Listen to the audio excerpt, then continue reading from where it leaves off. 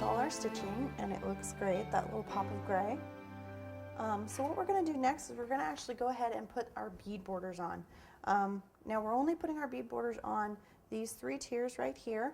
And the reason we're going to go ahead and do that first, even though we haven't finished this tier yet, is because it's going to become very important as to where we place our placket. So I want to make sure that border is already there so I can take that placement into account.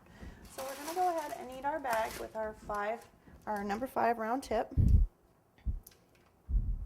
And it's been sitting out a minute. It's got some blockage because it's the royal icing. And then we're just going to pipe just your standard bead border. So for those of you who are unfamiliar, I'm sure there really aren't all that many, I like to start my bead borders in the back once again, because then if it doesn't line up perfectly or I get a little blurb or something, it's not a big deal. And all I'm going to do is I'm just going to squeeze, let go, squeeze, let go.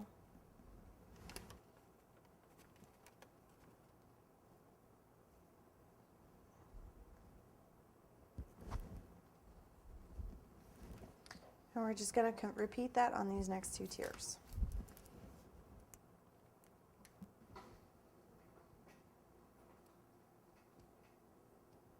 So there we have our finished bead borders, and they're nice. They just kind of finish off the bottoms of those tiers. So while our bead borders are kind of setting up, we're going to go ahead and check on our pom-poms, see how they're doing. You're going to have some bare spots that you're going to want to go back and fix. Ooh.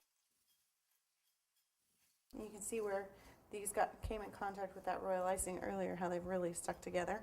But let's go ahead and check on our pom-poms, see how they're doing. For the most part, they're looking pretty good. We have a couple little bare spots here, places where they haven't dried because they need to be rolled over.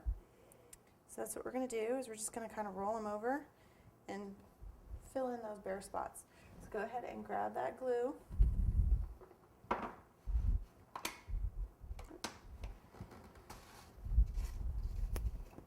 Your royal icing flood. And all you're going to do is just kind of drip it in all the spots that are kind of bare.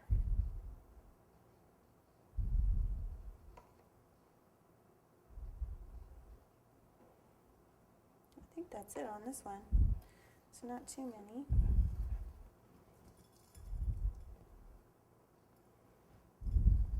Just kind of fill them on in.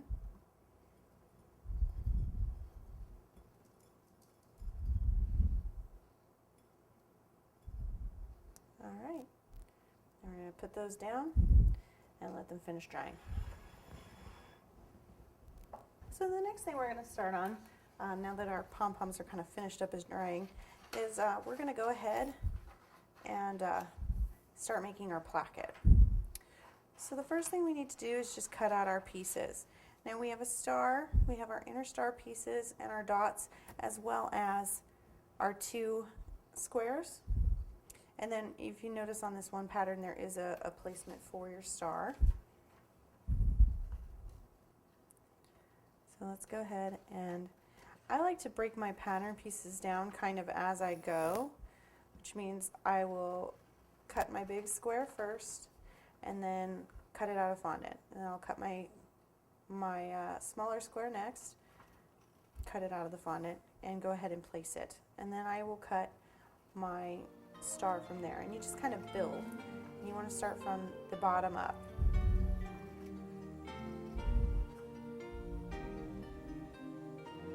So once we get this all cut out, start cutting out